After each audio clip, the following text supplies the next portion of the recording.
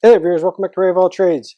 So the snowstorm hit, and in true fashion, that always means a couple of snowblowers. This one here is actually a really nice one that just got dropped off. Toro Power Max.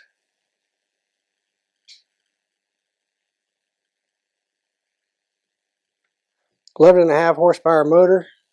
That's what I think it is. Beautiful condition. Hardly ever been used. Shear pins are still in good shape on it. So I don't know that I've seen one of these before. 2-speed reverse, 6-speed forward. This right here is obviously the chute control. Then I have the handle up top here is for the wheels. Handle up top here is for the auger. And then you have these triggers down here. Looks like it's a turn left and a turn right. It's pretty slick. So the complaint on it is it doesn't start. It's been sitting and it doesn't start. Let's do some quick checkovers on it. Fairly confident I know what the problem is on this one already, but oil level is perfect and the oil looks clean. Motor compression feels good. The fuel is in the on position right now. Let's see. This is your safety key. This will be your choke lever. And when he dropped it off, I smelled it. And the gas actually smells pretty bad. We'll give it a couple of pulls. I'm fairly confident that he was right on the money, that it's not going to start. But let's just prime it up. Primer bulb feels like it's doing something. Throttle's in the run position. The fuel is in the on position. Key switch is in. And the stop for this one is right there. So let's see if it starts.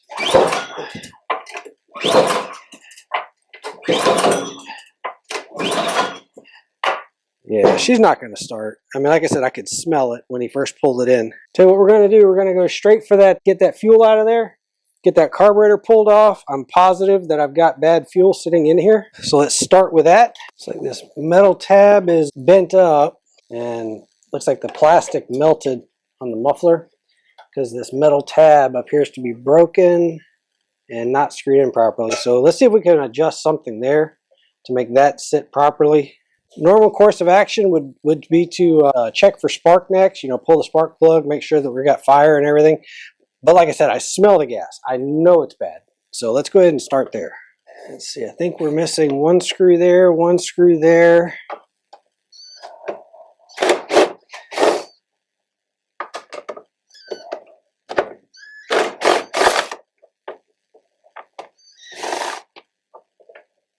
Not uncommon for snowblowers to vibrate screws out. I think that there should be a... Usually that choke lever just lifts right off of there. There we go. Just a little bit stiff. And we've got the primer circuit. It just pumps air into the carburetor. And then this right here was our kill switch that red key went into.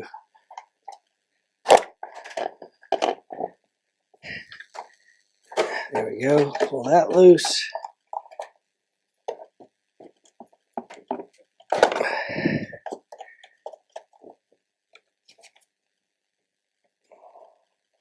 Tell you what, I'm just going to pull this out to the side because what I'm scared of is breaking that connector, and literally it's just those two wires. So we're just going to pull this to the side for right now.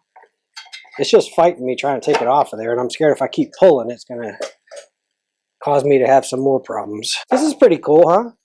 So snowblowers normally don't have air filters, but this one at least has this screen, which I'm anticipating is probably more for backfires than it is for anything else, or to possibly stop large objects from going in. But I think it's because it's a metal screen, I'm imagining it's probably more for spark arrest. I could be wrong, but most snowblowers don't even have, anything over the front of them that I've seen anyhow. Of course, keep in mind, I'm used to working on pretty old stuff. So a plastic wire loom that is silver in color. That's kind of cool, huh? Right, let's get that off of there and get that fuel drained out. And I can already tell you that the carburetor already looks somewhat dirty right here. So a couple of 10 millimeter. Let's see, is that going to reach?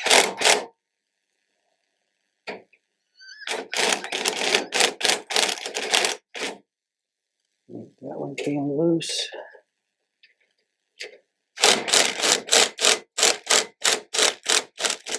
And that one's working its way loose. All right, let's get this fuel line disconnected.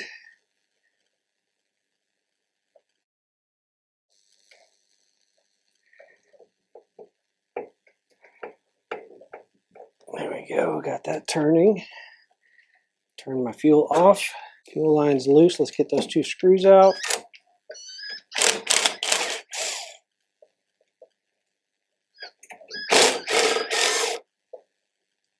Two bolts, I should say.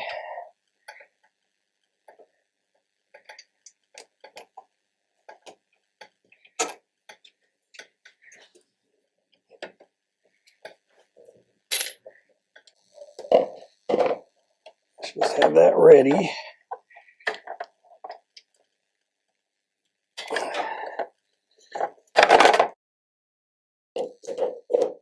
Okay. Let's turn the fuel. Oh, that smells horrible. Turn the fuel on.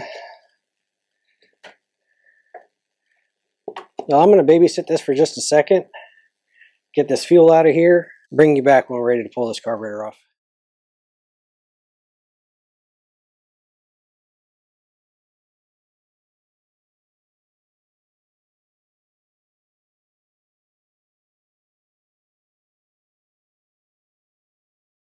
It's just old gas, that's all. So you want to get all that gas out of there.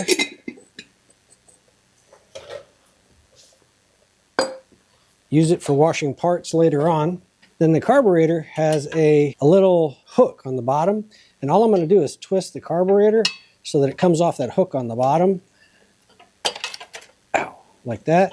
And then there was a spring right there that actually went into there that just stabbed me. So that little spring goes into the small hook. The large arm goes into the large hook. So that gasket's in good shape. Got some old stale gas mixed up inside there. You can see that coming off. Anyway, let's get this thing apart and find out what's actually blocking this up. All right, let's grab a 1/2 inch or 13 millimeter wrench. Pay attention to where that is. There, right there's lined up with the fuel. It's not that critical, but sometimes they are built so that that is the space for the float to come down.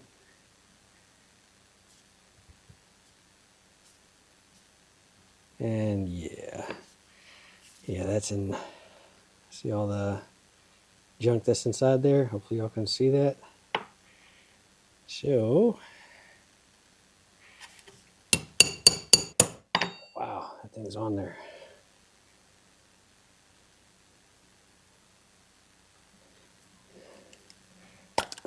There we go. And there's our varnished fuel. You can see it, it's all sticky. Let's go ahead and put it in the ultrasonic cleaner because everything's really sticky on this thing.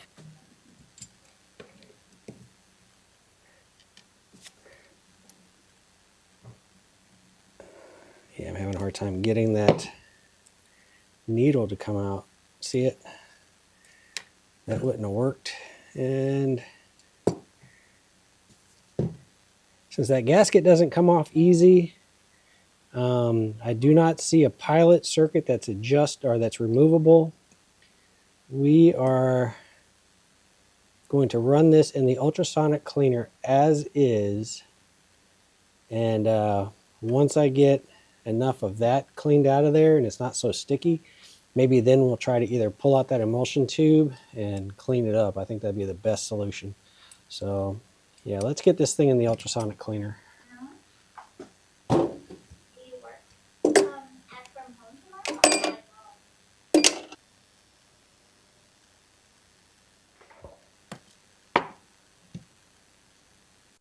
Let's see.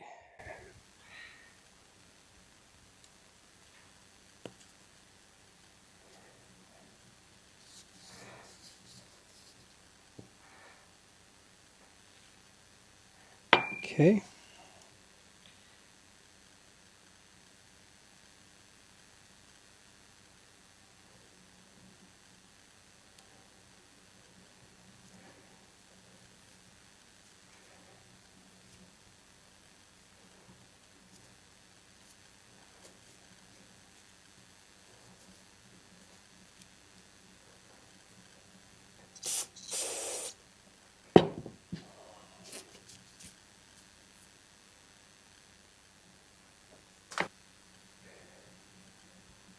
Yeah, it still looks pretty rough, huh?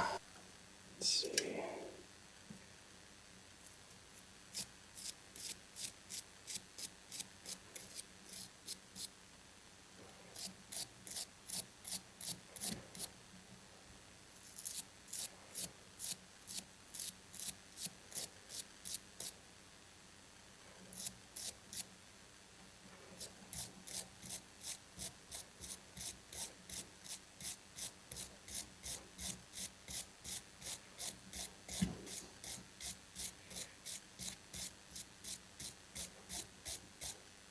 Huh, and magically the hole appears.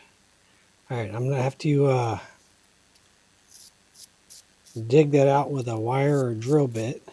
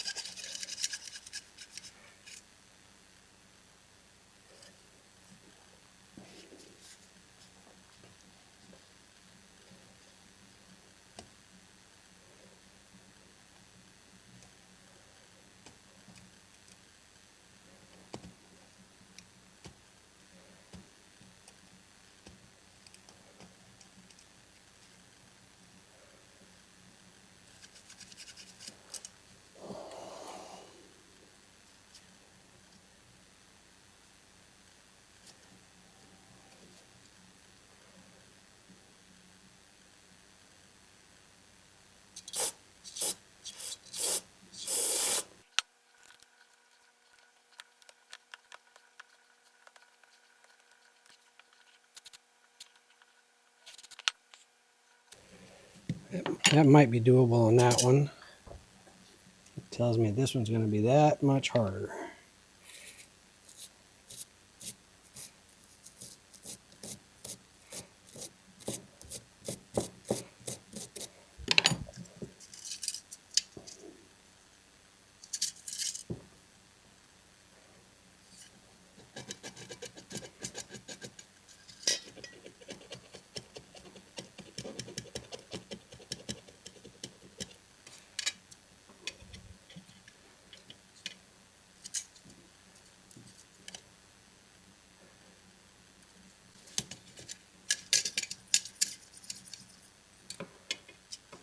Okay. Be gentle up in here because there's a rubber, well, this one actually I think is a metal seat because there's a rubber tip on the needle there.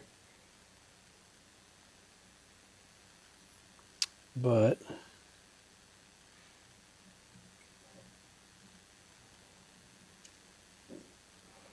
let's clean out those two passages, and then that emulsion tube, I need to get that out of there definitely.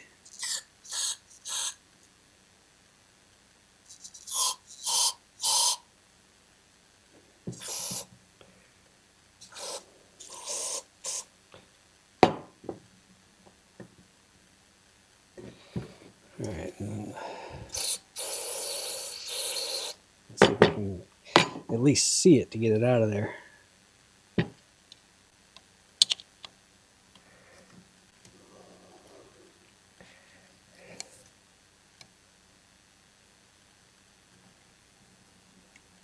I get it? That actually might have got it.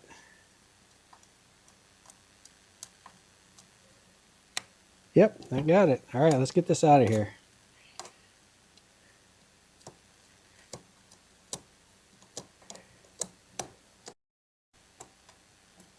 I'll show you why it was extremely important to get this out of here versus just trying to clean it in place.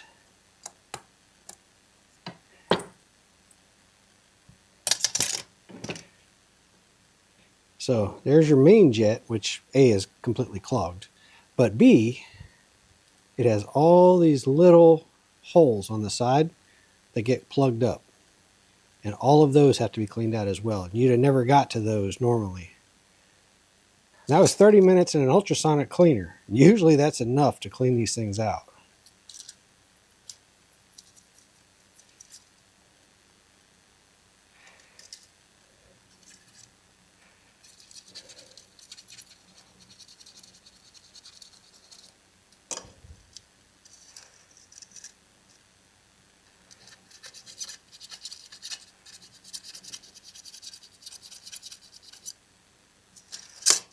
Okay, the middle part cleaned. So we can get all these passages cleaned out now.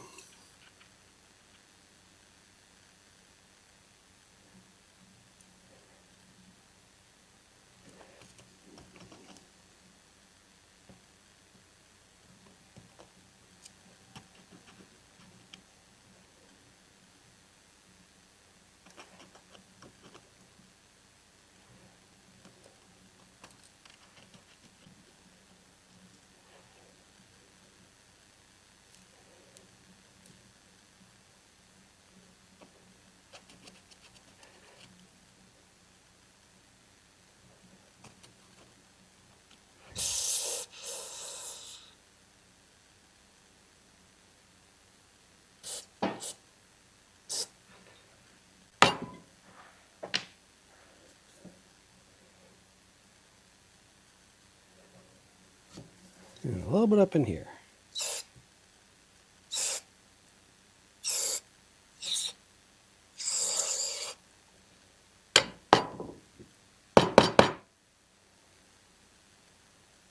All right, y'all, I think that might have done it. One last thing I like to do, I like to clean out the seat. Generally, you can just take a Q-tip and start spinning it in a circle, and the cotton will kind of wind into a circle. And this nice soft surface, just cleaning that seat completely up.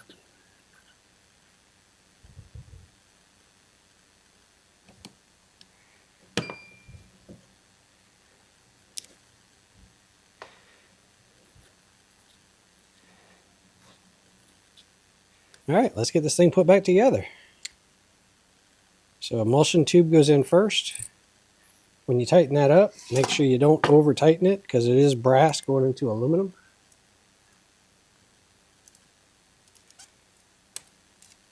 All we're going to do is run it down until it's just snug. There we go, it just hit. Back it up a little bit.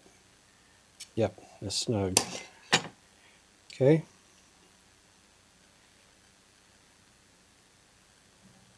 Get the float put on.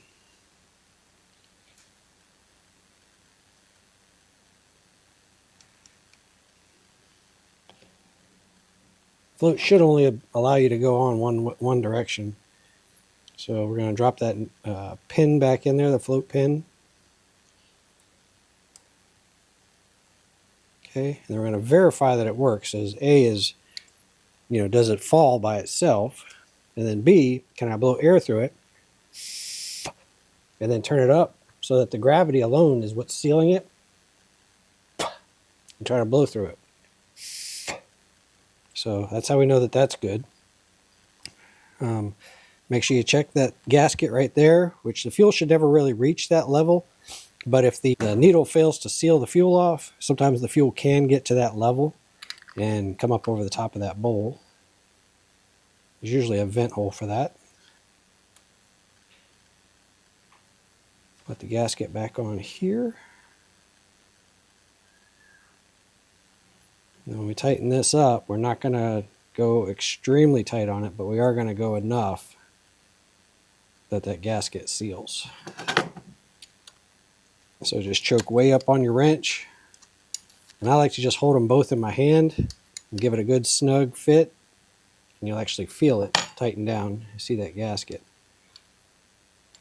All right, everything else is done. Let's get it back on the machine. Check your gasket here. If that's torn or whatever, put a new gasket on. If you have to make one, grab some gasket material and cut one out. If you have, if you're in a pinch, grab an old shoebox and use that. Preferably the gasket will be the right material, shoebox to get you out of a pinch. So we're going to put this spring into the small hole, and then we're going to put that throttle linkage.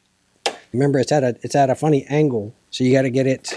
You got to kind of bend it up into place to get it into seat. Drop my 2 bolts back in. If you're concerned about the bolts coming loose, throw a little bit of Loctite on there.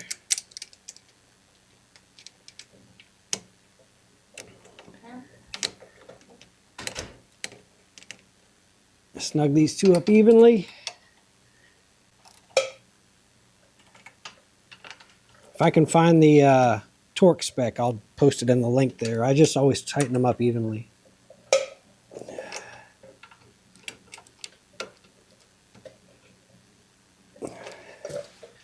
Make sure the throttle still works like it's supposed to. See how it got stiff once I went to full throttle?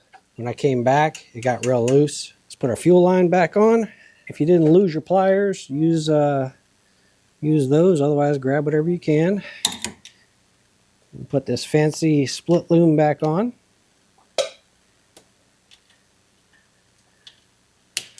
It's just a wire split loom, but it's silver in color. I've never seen that before. Kind of cool. All right, let's get the spark arrestor screen, which I think that's what this is. I mean, it is an air filter as well, but how much air is it actually filtering? It's actually closer to the size of a spark arrestor screen.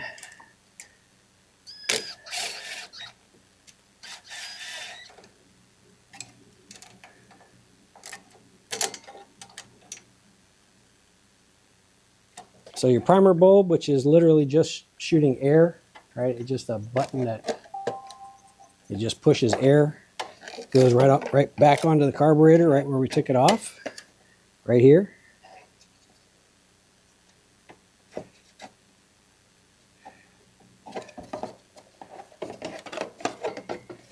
And the 2 screws that were missing, I would actually like to put those up here, and then I'll just go find some new ones for down below. I just feel these are more important.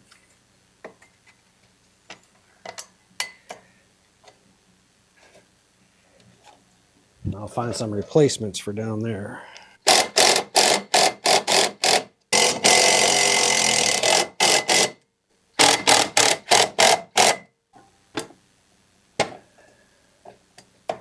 Put the key back in. Let's get our choke knob put back on. Okay, run, choke. There, let me find a couple of bolts that'll fit those 2, and we'll give this thing a try. All right, so I found 2 bolts for that. I had to line everything up a little bit better too. This thing must have taken an impact at some point in time. Everything's put back together. Let's get some fuel in this thing and give it a try.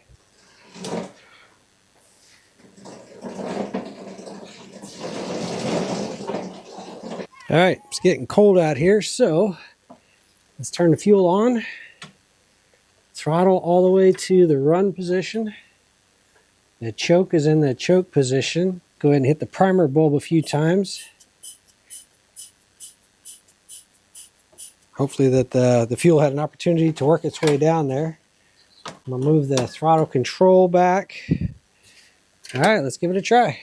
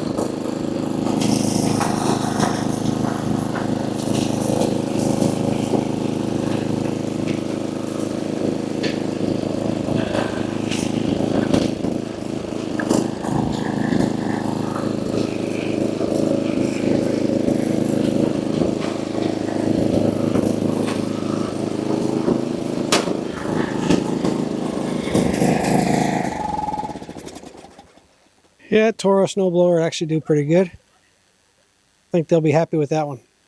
Hope y'all got something out of the video. Really appreciate you hanging out. I'll catch you guys on the next one.